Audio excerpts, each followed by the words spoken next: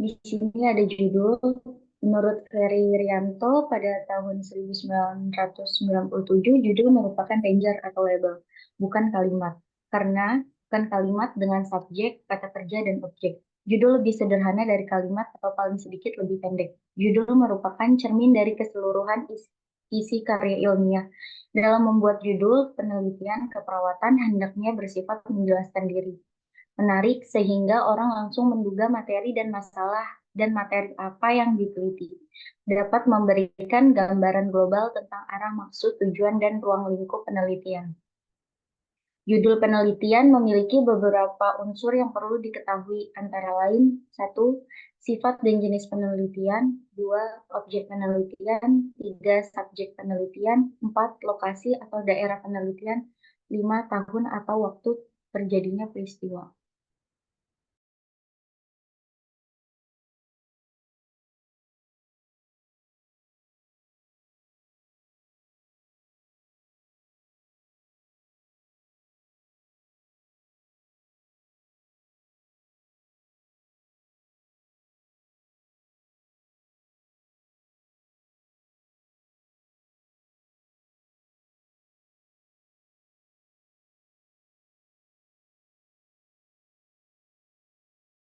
Iya, teman-teman boleh dilanjut.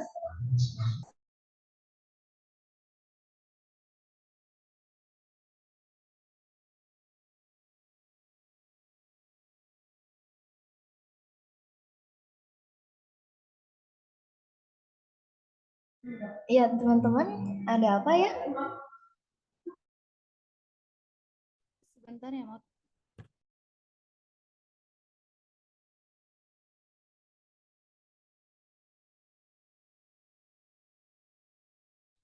Izin, Mot, mau ditunggu sebentar ya.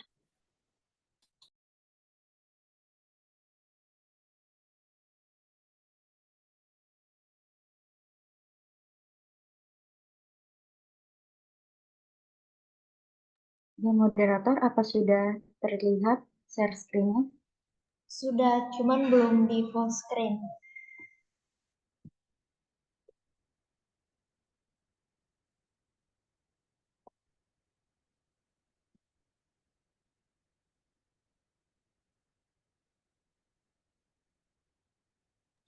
Ya, selanjutnya ada judul penelitian.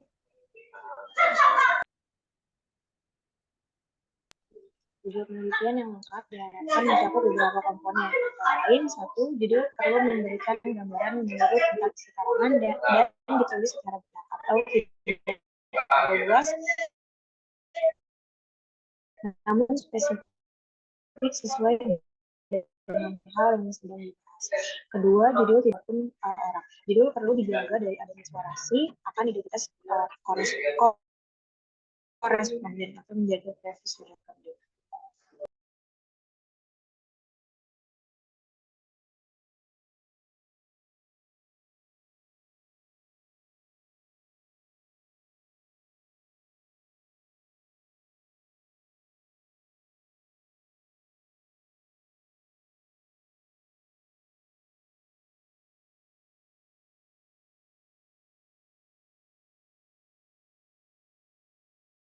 Ya, mungkin teman-teman yang lain, teman-teman kelompok bisa diwakili.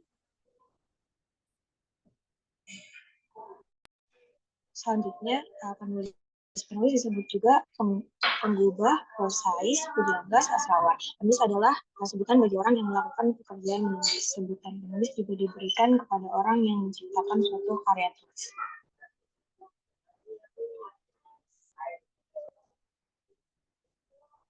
Nama penulis sesuai dengan pembuat tulisan, dan penulis perlu mengetahui isi keterangan secara detail. Urutan pencantuman nama penulis disesuaikan dengan besar kecilnya kontribusi atau perannya dalam tulisan ilmiah tersebut, bukan berdasarkan urutan abjad nama penulis. Penulis hanya akan mengajukan naskah yang dipersiapkan sesuai dengan format yang dibakukan, dan dengan cermat akan mengikuti petunjuk yang digariskan penulis. Hal ini akan mempermudah proses penelitian. Penulis berkewajiban tanggap terhadap usul dan saran peneliti sehingga segera mengambilkan naskah yang harus diperbaiki dan direvisinya agar tujuan memajukan ilmu dan teknologi dapat tercapai secepatnya.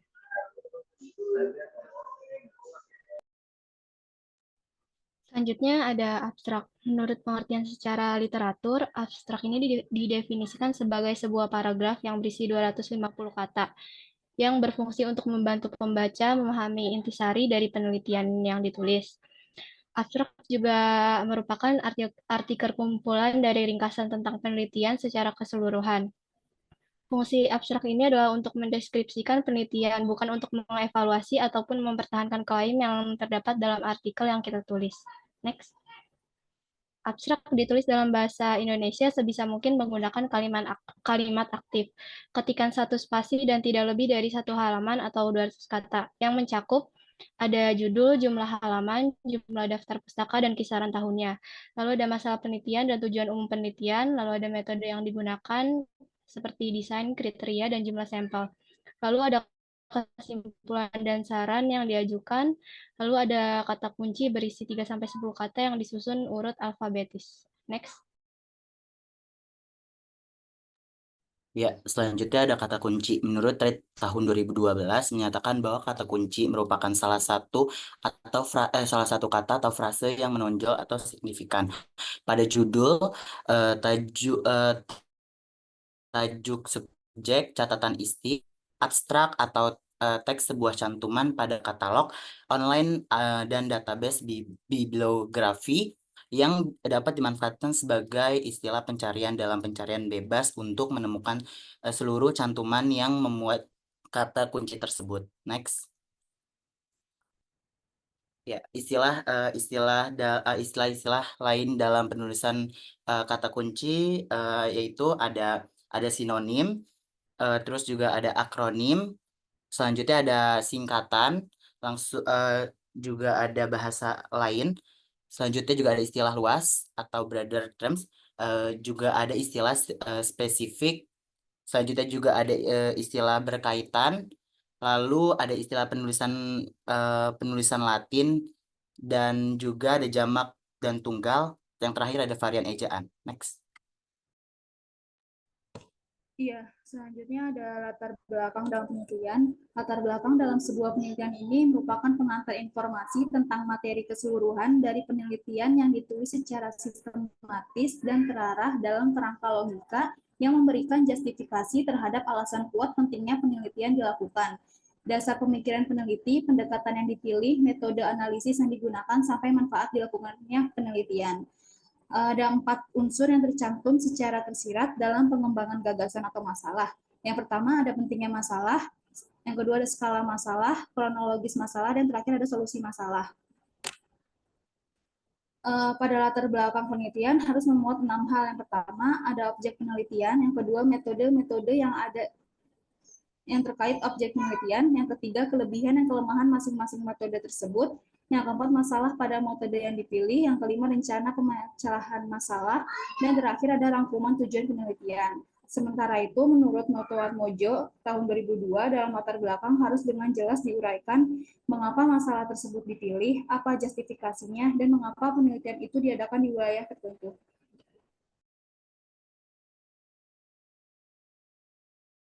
Ya, selanjutnya di sini ada isi dalam penelitian. Pada bagian isi itu terdiri yang pertama pendahuluan. Pendahuluan umumnya berisi tentang latar belakang masalah, tujuan dan kegunaan, dan definisi operasional. Lalu yang kedua ada tinjauan teoritis. Tinjauan teoritis ini bagian dari penelitian yang menjelaskan teori-teori yang relevan dengan topik penelitian. Ini membantu peneliti memahami dan menjelaskan fenomena yang sedang diteliti dengan menggunakan kerangka teori yang ada. Tinjauan teoritis juga berfungsi sebagai landasan untuk menganalisa data dan menarik kesimpulan. Lalu ada prosedur penelitian. Terdapat 3 tahap, yaitu yang pertama ada pra-penelitian. Pada pra-penelitian ini yaitu menyusun proposal skripsi, mengurus perizinan untuk melakukan penelitian dan laporan rencana kegiatan kepada pihak terkait, lalu menyediakan kelengkapan administrasi yang diperlukan, lalu membuat media, melakukan uji kelayakan media. Uji kelayakan media dilakukan oleh ahli media, penilaian pada aspek tampilan dan penilaian aspek kesesuaian materi diuji ahli media yaitu dosen. lalu mengumpulkan data sekunder sebagai bahan pendukung penelitian, dan mempersiapkan reward untuk responden. Selanjutnya ada tahap pelaksanaan penelitian, yaitu melakukan perkenalan tatap muka dan menjelaskan tentang pelaksanaan penelitian, mengisi inform consent, pengisian karakteristik responden, dan melakukan pretest. Pada pretest, yaitu mengisi identitas responden dan memberitahu responden cara mengisinya, lalu mengisi kuesioner. Selanjutnya ada melaksanakan intervensi, melakukan post-test, dan pemberian reward kepada responden. Yang ketiga itu ada tahap penyelesaian. Tahap penyelesaian itu mengolah data hasil penelitian, menganalisis data pengetahuan tentang pentingnya, menganalisis data pengetahuan, membuat hasil kesimpulan penelitian, dan membuat laporan berupa substitusinya. Lalu ada hasil dan pembahasan. Teknik pembahasan hasil yang sering dipakai yaitu komparasi hasil penelitian dengan teori, lalu analisis sebab akibat dari hasil penelitian, dan terdapat pendapat maupun pandangan penelitian.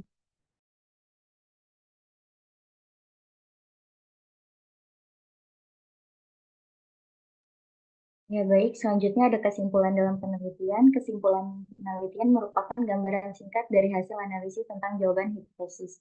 Nah, di kesimpulan dalam penelitian ini terbagi menjadi dua. Yang pertama ada kesimpulan utama dan yang kedua ada kesimpulan tambahan. Pada kesimpulan utama merupakan jawaban langsung pada pokok permasalahan penelitian disertai dengan bukti yang empiris. Yang kedua ada kesimpulan tambahan tidak berkaitan dengan kesimpulan utama tetapi menunjukkan pada fakta yang mendasarinya.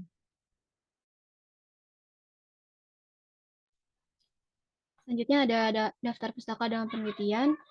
Daftar pustaka ini adalah suatu susunan tulisan di akhir sebuah karya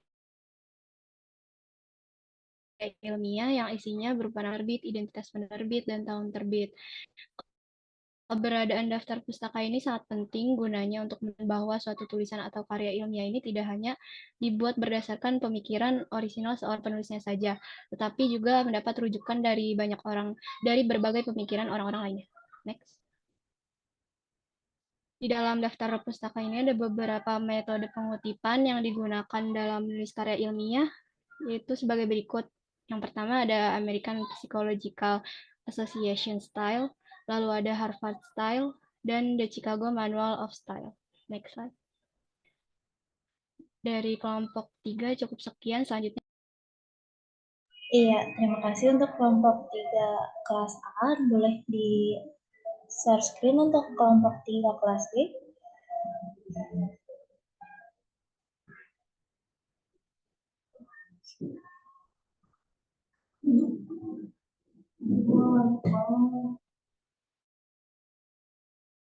Iya, langsung ke kelompok ya.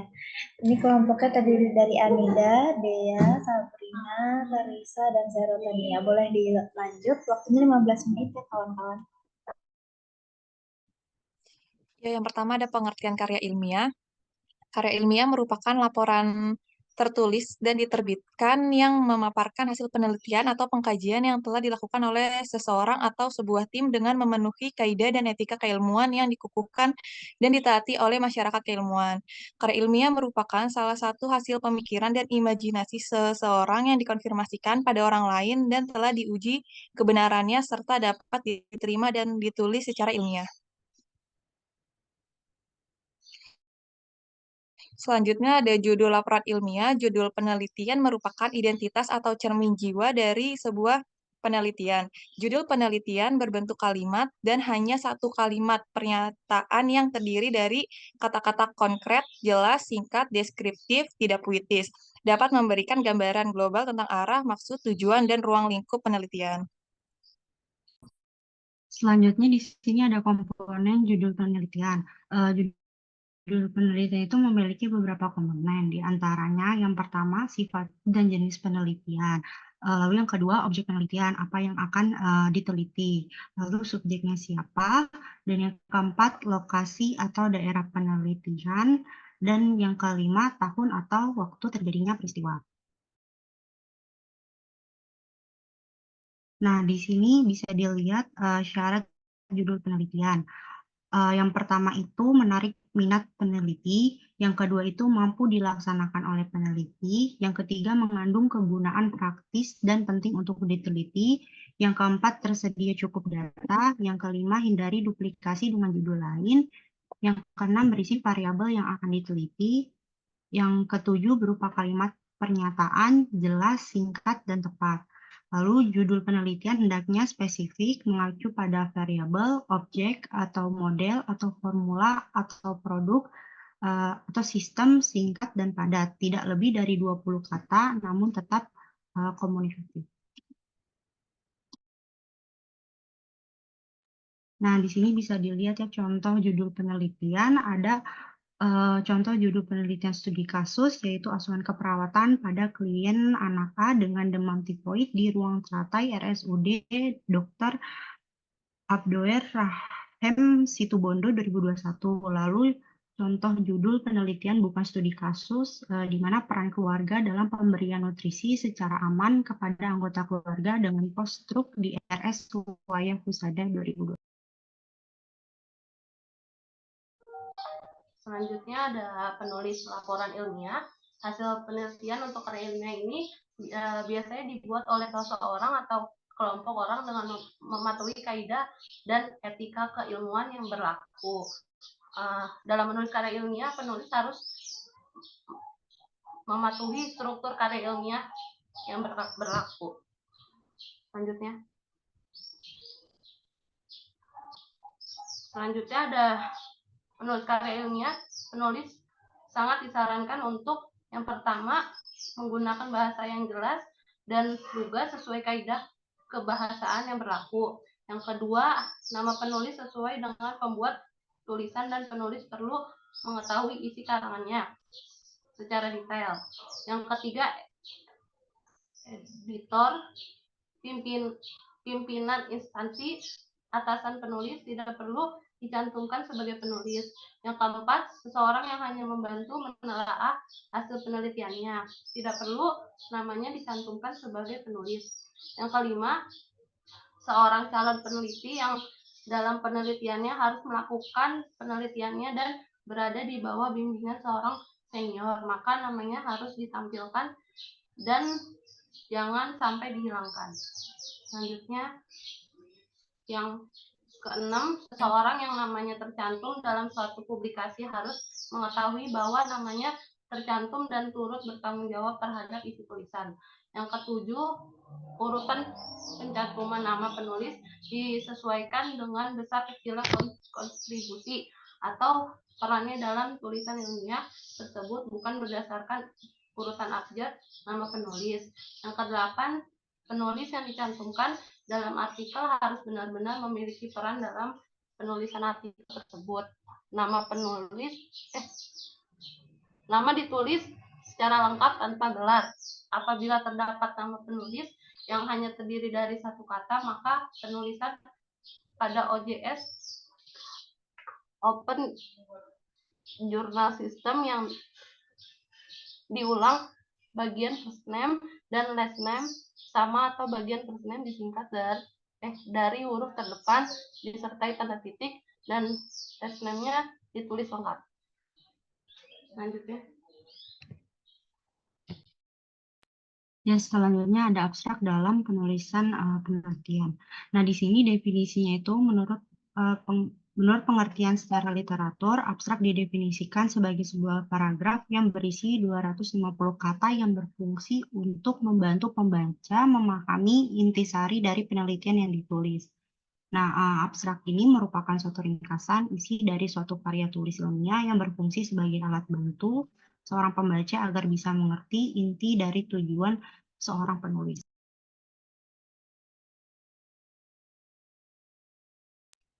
Nah, berikut ciri-ciri abstrak. Yang pertama itu ringkas, padat, dan jelas. Nah, yang kedua itu mengandung informasi mengenai latar belakang, tujuan, metode, hasil, dan kesimpulan dari penelitian.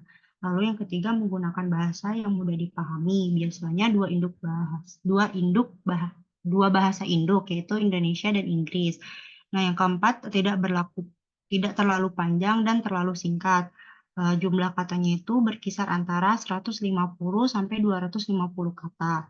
Lalu yang kelima, menggunakan kata kunci yang relevan dengan penelitian yang telah dilakukan. Selanjutnya ada struktur penulisan abstrak. Di sini ada beberapa ciri-ciri yang harus ada pada abstrak yang baik. Antara lain, satu, informasi umum tentang penelitian yang telah dilakukan, serta latar belakang penelitian. Misalnya judul penelitian, nama penelitian, dan waktu penelitian. Yang kedua, tujuan penelitian yang telah dilakukan. Nah, yang ketiga, metode penelitian yang digunakan. Yang keempat, hasil temuan dari penelitian tersebut. Dan yang kelima, kesimpulan dari penelitian yang sudah dilakukan. Nah, yang keenam ada kata kunci yang berkisar antara 3-5 kata yang dipisahkan dengan tanda koma. Misalnya kayak kesehatan, keperawatan, lalu remaja. Nah, di sini bisa dilihat ya teman-teman contoh abstrak yang biasanya ada di jurnal-jurnal penelitian. Yang di atas ada abstraknya menggunakan bahasa Indonesia, yang bawahnya menggunakan bahasa Inggris dengan kata kunci di bawah. Selanjutnya ada kata kunci laporan ilmiah.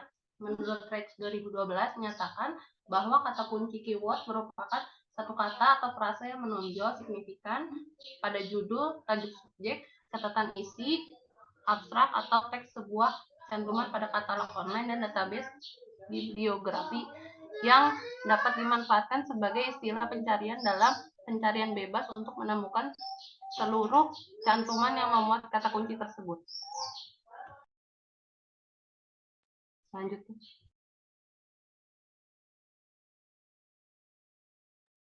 Selanjutnya ada latar belakang laporan ilmiah. Latar belakang merupakan landasan konseptual yang melatar belakangi penelitian yang dilakukan. Bagian ini berisi uraian tentang permasalahan yang melatar belakangi pentingnya penelitian.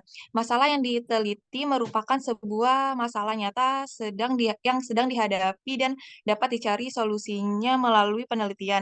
Pada bagian ini harus dikemukakan gejala, kondisi, atau fenomena yang terjadi saat ini pada objek yang akan diteliti.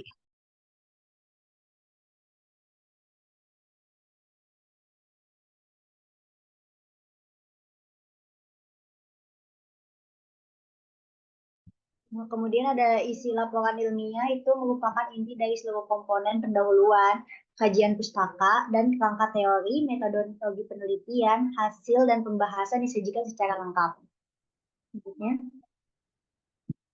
Nah, itu ada pendahuluan yang secara umum itu pendahuluan itu harus lengkap mengemukakan tentang latar belakang, ruang lingkup atau pembatasan dan rumusan masalah, serta tujuan dan pernyataan penelitian serta anggapan dasar atau hipotesis.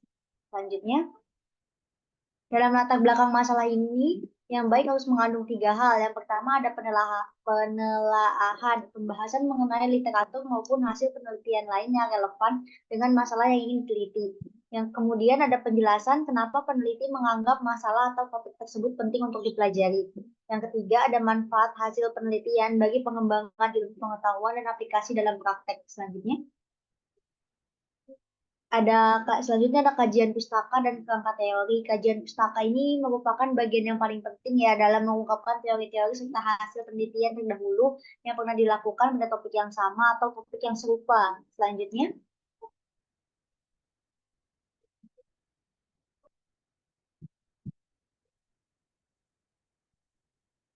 Pada metodologi penelitian itu perbedaan utama antara karya ilmiah dengan bukan karya ilmiah adalah pada metodologi. Pada bagian ini tuh biasanya dijelasin secara rinci mengenai pendekatan atau desain penelitian, populasi dan sampel penelitian, metode pengumpulan dan analisis data, serta kelemahan-kelemahan dari penelitian tersebut. Pembahasan tentang metode pengumpulan dan analisis data pada dasarnya merupakan inti dari sebuah tulisan ilmiah. Pada bagian ini, penulis tuh harus menyajikan bagaimana data dikumpulkan dari responden atau sampel penelitian secara metode analisis. Selanjutnya. Nah, ini bab 3-nya. Metode penelitian itu ada kerangka konsep, kerangka teori yang sudah dijelaskan, dibuat kerangka konsep dari variabel independen menjadi variabel dependen. Ini contohnya aktivitas bermain menjadi perkembangan anak. Selanjutnya. Nah, ini tuh ada hasil dan pembahasan. Hasil dan pembahasan itu inti dari sebuah laporan penelitian. Pada bagian ini, penulis harus menyajikan secara cermat dan jelas mengenai analisis data serta pembahasannya berdasarkan kajian pustaka dan kerangka teori yang telah dijelaskan dari sebelumnya. Selanjutnya, secara umum bagian ini menekankan 3 hal itu. Yang pertama ada hasil dan analisis lengkap, kemudian hasil dan analisis pokok yang berhubungan dengan tujuan dan pernyataan atau hipotesis penelitian. Yang ketiga, pembahasan mengenai hasil tersebut dihubungkan dengan teori dan penelitian yang terdahulu. Selanjutnya. Kesimpulan laporan ilmiah itu bagian karya tulis ilmiah mengenai simpul-simpul dari suatu penelitian. Si kesimpulan penelitian ini lebih bersifat konseptual dan harus berkaitan langsung dengan rumusan masalah dan tujuan penelitian. Kesimpulan juga dapat ditarik dari hasil pembahasan. Nah, ini ada contoh kesimpulan. Selanjutnya, nah, daftar pustaka adalah kumpulan referensi atau sumber informasi yang digunakan oleh peneliti atau penulis dalam penulisan karya ilmiah. Dalam menyusun daftar pustaka, penulisan biasanya mengikuti format tertentu, termasuk informasi seperti nama penulis, judul karya penerbit buku atau sumber akademik, data informasi, identifikasi, dan tahun publikasi. Nah, ini ada contoh dari MLA, APA, dan ISO 690. Ini ada contohnya data pustaka yang kita gunakan sehari-hari. Sekian dari kelompok 3B, 4B, saya serahkan ke moderator. Iya, selanjutnya boleh dilanjut ke kelas RKI, boleh di-share screen.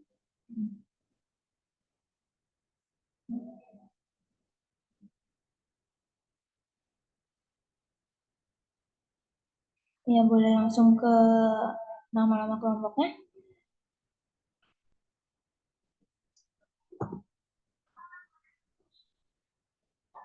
Ada Angel, ada Bismil, ada Marsha Niswa. Lanjut.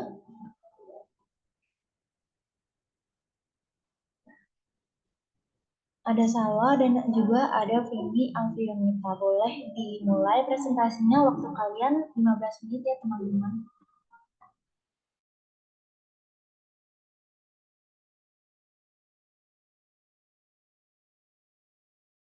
Baik, terima kasih moderator. Tadi kan dari kelas A dan B kita sudah tahu ya terkait komponen-komponen skripsi lebih jelasnya. Nah, mungkin izin untuk mengulas ya teman-teman. Tadi kan di skripsi itu terdiri dari bab pendahuluan, kemudian ada kajian teoritik, tempat dan waktu penelitian, kemudian hasil penelitian dan pembahasan, serta simpulan, implikasi, dan saran. Nah, selanjutnya dari kelompok kami akan membahas terkait komponen dari hasil ilmiah itu sendiri. Nah, komponen laporan hasil ilmiah itu sendiri terdiri dari IMRAT ya teman-teman, yaitu Introduction, Method, Results, Abstract, dan Discussion yang nanti akan kami jelaskan satu persatu secara detail. Untuk contoh dari hasil diseminasi yang kami ambil ini terkait combined effect of laser acupuncture and electroacupuncture in knee osteoarthritis, atau kombinasi efek dari akupuntur laser dan juga akupuntur elektrik.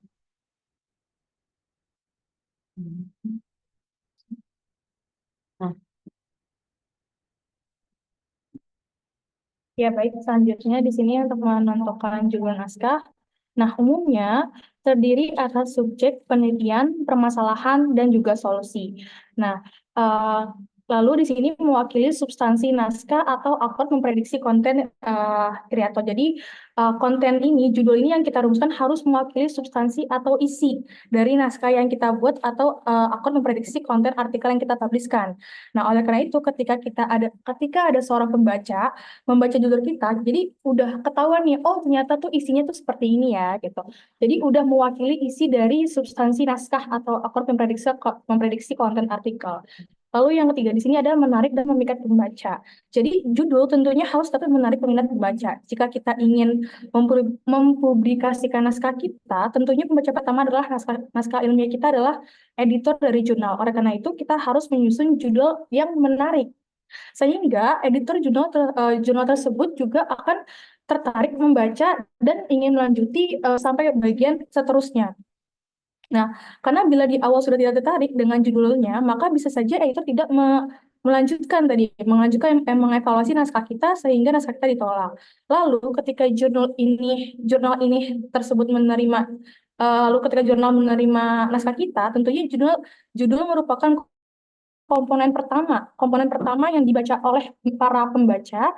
Ketika pembaca tertarik dengan judulnya, kemungkinan besar maka si pembaca ini akan melanjutkan membaca artikel kita atau naskah kita dan juga mendownload atau mengunduh naskah atau judul atau artikel kita. Lalu selanjutnya tidak selalu kalimat berita. Ya, karena di slide setelahnya akan ada pembahasan mengenai alternatif judul yang ada pada jurnal. Nah, di sini ada contohnya. Jadi kan tadi kan yang awalnya ya ada umumnya terdiri atas subjek penelitian, permasalahan, dan solusi. Di sini ada contoh judul yaitu pengaruh pembelajaran berbasis masalah terhadap keterampilan berpikir kritis siswa SMA. Di mana pengaruh penerapan pembelajaran berbasis masalah ini adalah solusi yang ditawarkan. Lalu permasalahannya adalah keterampilan berpikir kritis dan juga subjek penelitiannya adalah siswa SMA. Ya, contoh lainnya seperti tadi kita ngambil dari jurnal sebelumnya ya, keefektifan pengobatan kombinasi akupuntur laser dengan akupuntur elektrik terhadap nyeri pada pasien dengan osteoartritis lutut. Nah, di mana solusi yang ditawarkan adalah keefektifan pengobatan kombinasi akupuntur tadi ya, laser dengan akupuntur elektrik. Dan permasalahannya juga yang diangkat itu adalah nyeri terhadap nyerinya. Lalu subjeknya adalah pasien dengan osteoartritis lutut. Ya, jadi di sini juga ada hal yang harus kita hindari dalam membuat judul. Pertama adalah subjek atau deskriptor yang terlalu spesifik atau terlalu luas. Kenapa? Karena kalau terlalu spesifik, maka nanti pembacanya akan semakin terbatas. Dan juga kebanyakan editor itu atau pengelola jurnal tidak suka naskah yang isinya itu terlalu terbatas, terlalu luas. Begitu juga kalau terlalu luas, bisa jadi judul kita ini tidak mewakili isi dari artikel ya, seperti tadi yang dijelaskan. Jadi judul itu harus mewakili isi dari artikel gitu. Karena misalnya kita udah baca, terus ternyata nggak sesuai dengan bidang yang kita baca, terus terlalu luas. Jadi kalau pas kita baca, oh ternyata nggak sesuai sama apa yang tadi judul yang dipakai gitu. Lalu judul yang terlalu panjang. Nah, di sini tuh judul yang baik itu biasanya terdiri dari 10 sampai 15 kata. Bahkan ada beberapa jurnal yang membatasi kata-kata di dalam membatasi suku musik kata di dalam jurnal naskah itu maksimal misalnya 12, 14, atau 16. Nah, judul yang baik itu biasanya nggak lebih dari 15, apalagi kalau misalnya 20 kata. Nah, contohnya di sini. Terus jadi ada judul terlalu panjang. Kenapa kalau judul terlalu panjang itu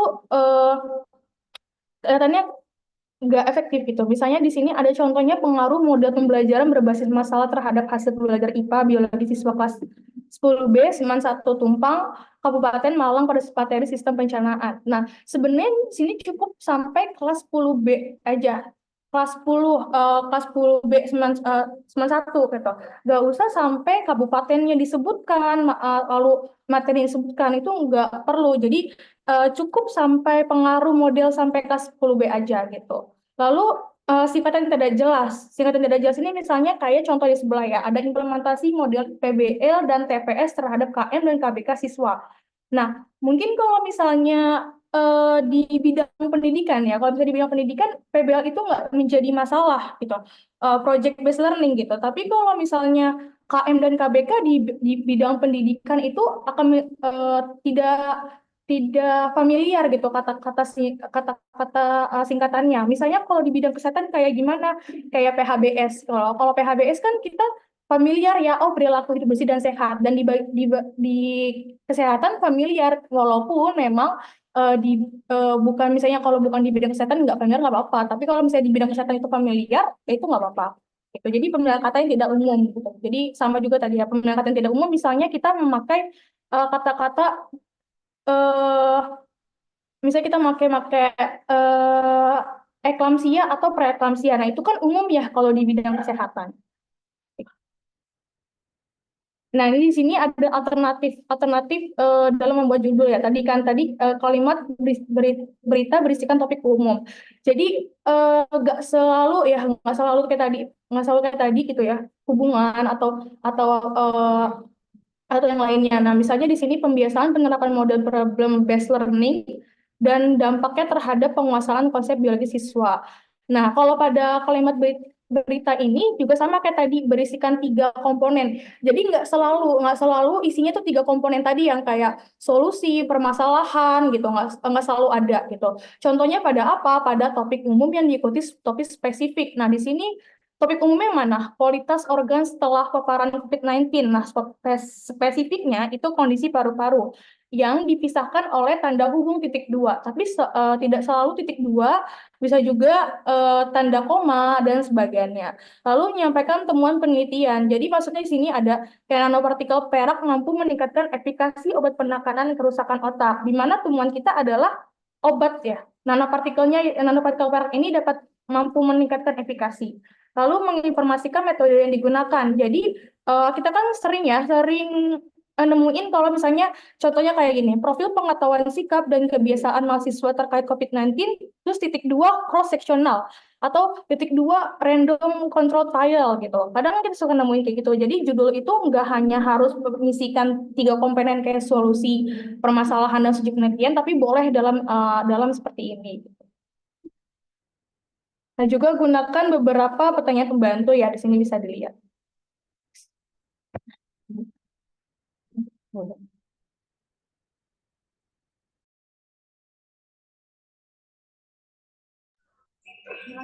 Ya, lalu di sini ada menyusun abstrak dan pendahuluan artikel jurnal.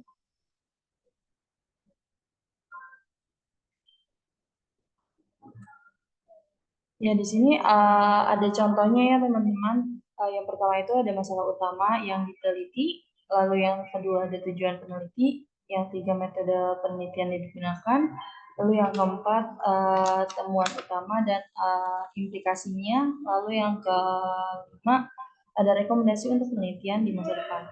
Jadi teman-teman, abstrak juga merupakan deskripsi yang akurat menggambarkan isi dari penelitian. Dalam jumlah kata yang sangat terbatas, abstrak juga mencakup deskripsi mengenai mengapa latar belakang, lalu apa tujuan, bagaimana penelitian dilakukan, lalu hasil, kesimpulan utama, dan implikasi hasil penelitian. Abstrak juga dibuat dengan tujuan untuk membantu pembacaan agar dapat dengan mudah dan cepat memproses gambaran umum dari suatu karya ilmiah tanpa perlu membaca karya ilmiah tersebut secara menyeluruh. Seringkali juga ya teman-teman, penulisan abstrak juga kurang mendapat perhatian serius nih dari penulisan laporan penelitian di Indonesia ya. Bahkan banyak skripsi, tesis, dan disertai yang abstraknya tidak benar. Abstrak yang baik juga harus merupakan ringkasan yang menggambarkan keseluruhan penelitian. Jadi walaupun jumlah kata pada abstrak dibatasi antara 100 sampai 200 kata, namun bagian tersebut harus menjelaskan bagian utama dalam pendahuluan, tujuan atau masalah penelitian, bahan dan metode hasil, dan pembahasan, serta kesimpulan. Pada umumnya abstrak ditulis dalam satu paragraf. Next. Oke, baik. Selanjutnya adalah kata kunci. Kata kunci ini merupakan satu kata atau frase yang yang menonjol pada judul, subjek, catatan isi, abstrak, atau teks gitu. Nah, ada beberapa syarat dalam kata kunci. Yang pertama harus sesuai dengan naskah. Kata kunci ini harus sesuai dengan konten yang disusun dan harus sinkron gitu. Contohnya di samping ini kita ada jurnal dengan judul Combine Effect of Laser Acupuncture and Electroacupuncture in Knee Osteoarthritis Patients. keywords yang diambil, ada yang di lingkar merah itu ada elektroakupuntur, ada knee osteoarthritis, laser akupuntur, low level laser therapy, dan photobiomodulation. Yang kedua, kata kunci ini tidak terlalu umum, jadi kata kunci yang digunakan jangan menggunakan bahasa yang umum gitu. Lalu yang ketiga, tidak selalu terdiri atas satu kata, bisa 2, 3, atau 4 kata, atau biasa yang bisa kita sebut itu frasa. Umumnya berjumlah 3-5 kata kunci dan sifatnya menyeluruh. Next.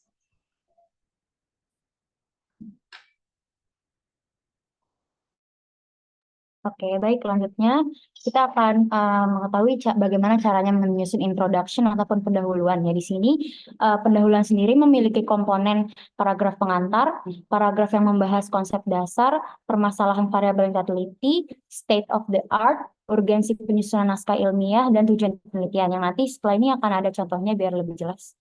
Nah, di sini ada paragraf pengantar. Nah, sebelum kita lanjut, pendahuluan ini sebenarnya berfungsi untuk mengantar pembaca terhadap masalah yang kita sedang teliti. Nah, di paragraf pertama pendahuluan ini terdapat paragraf pengantar yang berisi masalah yang mau diangkat. Misalkan tadi kan kita mengambil contoh terkait kombinasi efek laser akupuntur dan akupuntur elektrik terhadap nyeri pada osteoartritis lutut ya. Di sini kan berarti masalah yang kita lihat di sini adalah nyeri osteoartritis itu sendiri.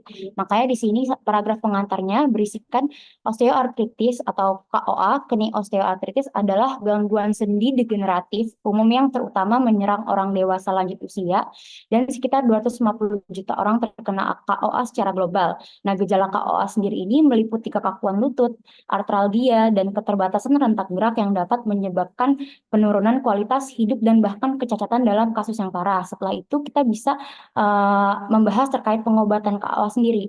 Nah, pengobatan KOA itu tergantung pada tingkat keparahan gejala klinisnya.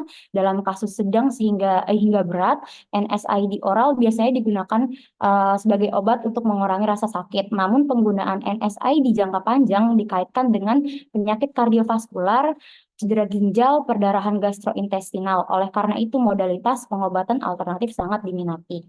Ini contoh dari paragraf pengantar ya tadi yang berisi masalah yang mau kita angkat. Nah, oke, sebelum lanjut, mohon diingat ya teman-teman, untuk tiap paragraf itu harus ada pengaitnya. Kan sebelumnya ini diakhiri paragraf pengantar ini diakhiri oleh karena itu modalitas pengobatan alternatif sangat diminati. Makanya selanjutnya kita akan membahas terkait pengobatannya itu sendiri. Nah, di komponen yang kedua yaitu paragraf yang membahas konsep dasar topik dan juga variabel yang kita teliti, ini berisikan teori-teori yang dapat menguatkan mengapa kita melakukan penelitian tersebut. Bisa dibaca juga teman-teman. Jadi intervensi KOA, non-farmakologis meliputi olahraga, kompres panas dan pendinginan, stimulasi listrik neuromuskular, stimulasi saraf listrik transkutan, terapi laser tingkat rendah, pijat dan akupuntur. Dan di sini kita juga menjelaskan karena berisikan teori, maka kita akan menjelaskan juga akupuntur adalah salah satu modalitas pengobatan paling populer untuk meringankan gejala KOA. Nah, stimulasi saraf listrik transkutan dan akupuntur memiliki mekanisme yang sama untuk menghilangkan rasa sakit tanpa efek samping yang serius. Elektroakupuntur itu sendiri merupakan kombinasi akupuntur dan stimulasi saraf listrik transkutan yang telah menjadi pengobatan populer untuk KOA dan dikaitkan dengan resiko reaksi merugikan yang rendah. Kemudian kita juga bisa membahas terkait teori dari pengobatan laser akupuntur yang di sini dituliskan laser akupuntur merupakan bentuk terapi laser tingkat rendah, tidak menimbulkan rasa sakit, non-invasif, tidak memiliki resiko infeksi, dan dapat dikombinasikan dengan akupuntur tradisional. Saat ini laser akupuntur digunakan untuk mengatasi artralgia atau yang kita tahu dengan nyeri otot, dan juga terapi laser tingkat rendah telah dilaporkan sebagai terapi analgesik yang hemat biaya. Dan terapi ini dapat meringankan gejala KOA dengan meningkatkan dan menurunkan masing-masing kadar beta, endorfin, serum, dan zat P. Nah, dari paragraf yang membahas konsep dasar topik dan variabel yang akan kita teliti ini, kita bisa membuatnya dari 2 ataupun sampai 4 paragraf, minimal 2 paragraf. Nah, selanjutnya ini kita ada paragraf yang berisikan permasalahan. Nah, permasalahan ini berisikan masalah yang mengapa kita harus menyusun penelitian ini gitu. Nah, masalah-masalah ini bisa didapatkan dari peneliti itu sendiri berdasarkan observasi si peneliti dengan membaca banyak literatur ataupun ataupun peneliti dapatkan dari hasil wawancara dan juga dapat didapatkan dari kajian-kajian yang tadi ya yang kita baca. Nah, contohnya nih, permasalahannya adalah penderita atau lansia yang menderita osteoartritis lutut cenderung hanya mengandalkan intervensi farmakologis ketimbang non-farmakologis seperti laser akupuntur dan elektroakupuntur. Jadi masalah yang kita dapatkan di sini adalah kebanyakan pengobatan pada artritis lutut itu lebih cenderung kepada farmakologisnya ya ketimbang non farmakologis, di mana kebanyakan efek dari farmakologis itu dapat berujung pada perburukan kondisi lansia. Ya, seperti yang kita tahu penyakit penyerta seperti kardiovaskular dan lain-lain yang tadi udah kita bahas. Sedangkan sebenarnya berdasarkan penelitian sebelumnya, laser akupuntur dan elektroakupuntur itu memiliki biaya yang lebih murah dan tidak memiliki efek samping jangka panjang. Jadi ini paragraf permasalahannya ya. Kemudian ada state of the art. Komponen state of the art ini adalah komponen yang menentukan seberapa baik jurnal kita. Karena di state of the art ini berisikan review studi sebelumnya yang pernah dilakukan. Lalu di state of the art di paragraf ini kita juga bisa menyampaikan pembeda studi kita dengan studi yang sebelumnya. Nah, pembedanya itu dapat berupa dari metodenya, analisisnya, instrumen, subjek penelitian, dan lain-lainnya. Pokoknya kita dapat menyampaikan apa pembedanya studi kita dan studi yang lainnya. Nih, dapat dibaca ya teman-teman di paragraf ini. Jadi sebuah meta-analisis pada studi yang dilakukan oleh Stausholm tahun 2019 menunjukkan bahwa TLTR dapat mengurangi rasa sakit. Nah, ini merupakan review studi yang sebelumnya ya.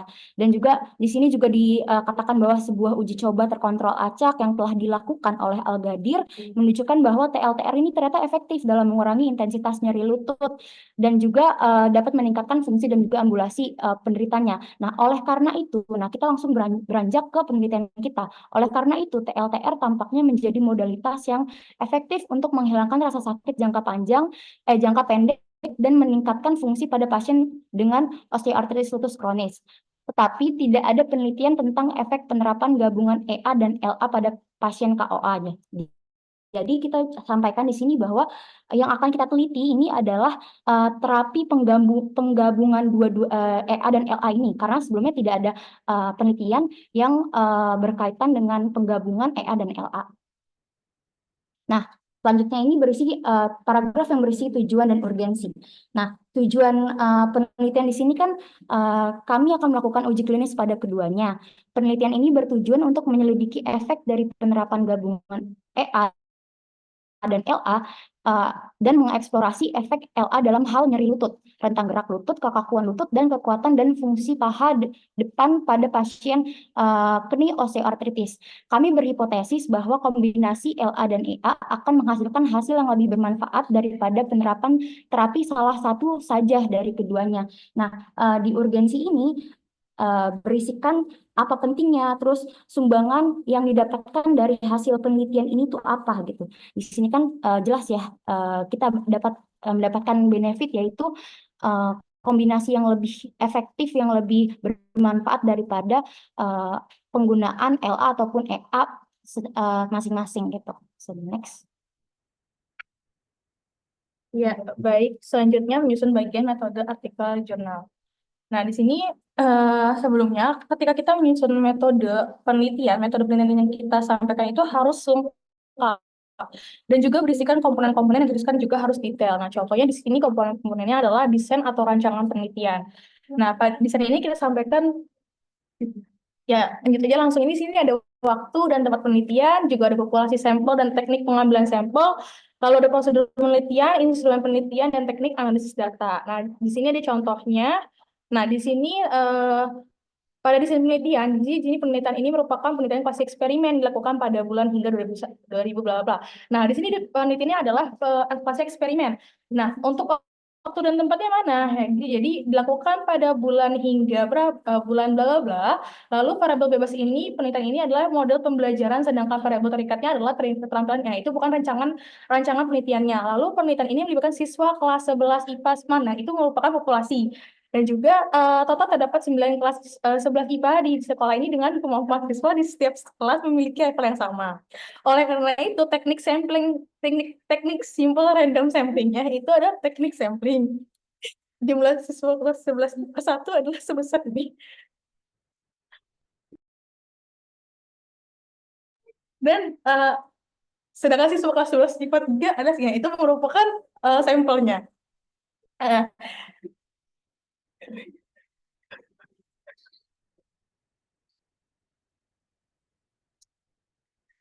Nah, ini saya juga ngambil dari jurnal yang sama tadi seperti teman-teman saya ambil. Di sini juga ya desain penelitiannya ada randomized control trial. Lalu waktu dan tempatnya di sini ada Koaswi.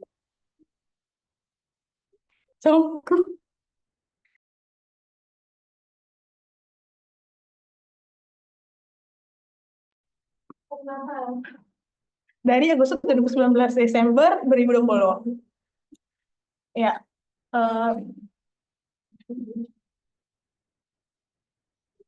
Nah, di sini juga populasi sampel teknik samplingnya. Nah, di sini populasinya itu ukuran sampelnya ini 22 ya. Untuk sampelnya tuh direkrut sebanyak 50 orang. Lalu untuk teknik samplingnya itu randomized block design untuk Ya, mendistribusi. maaf teman-teman semua, udah lewat waktunya. Ya, boleh di stop dulu presentasinya.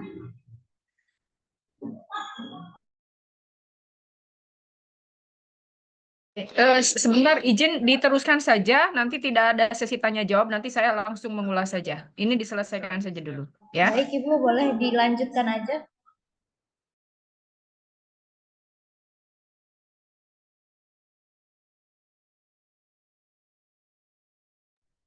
Ya, di sini ada prosedurnya. Prosedur ini, penelitian ini melibatkan dua kelas, yaitu kelas 11 IPA 1 dan IPA 6. Nah, di sini juga prosedur tuh dijelaskan secara rinci, di mana kelas 11 IPA 1 diposisikan sebagai kelas kontrol, sedangkan kelas 11 IPA 6 diposisikan sebagai perlakuan. Nah, di sini juga dijelaskan ya, di sisi lain kelas 11 IPA 6 memperoleh pembelajaran dengan model 5 TPS, sintaks model pembelajaran tersebut ada 1, 2, 3, dan 4. Nah, di sini dijelaskan nggak cuma disebutkan perlakuannya aja, tapi dijelaskan juga. Dan juga dijelaskan pretest dan post dilakukan di pertemuan awal dan pertemuan terakhir di kedua kelas. Nah, juga di instrumennya di sini ya. Instrumen di sini bisa pakai yang atas ya. Di variable terikat penelitian ini adalah pemeriksaan analisis siswa. Pemeriksaan analisis yang siswa dikur menggunakan instrumen tes yang terdiri atas bla bla bla bla, item soal esai. Nah, perumusan item soal ini tersebut didasarkan pada materi bla bla bla, soal esai tersebut terdiri atas pertanyaan. Nah, jadi di sini dijelaskan ya. Jadi nggak cuma kita kasih tahu, oh saya itu pakainya kuasi eksperimental, oh saya yang memakai ini, tapi dijelaskan juga soal-soalnya. Dan juga di sini ada data uji coba soal dianalisis dengan menggunakan uji Pearson Product Management Correlation untuk mengetahui kevalidan tiap butir soal dan uji Cronbach alpha untuk mengetahui reliabilitas instrumen. Nah, jadi nggak cuma disebutin doang, saya tuh pakai ini kuasi eksperimental, tapi disebutin juga reliabilitas dan juga validitasnya sebesar berapa gitu. Nah, di sini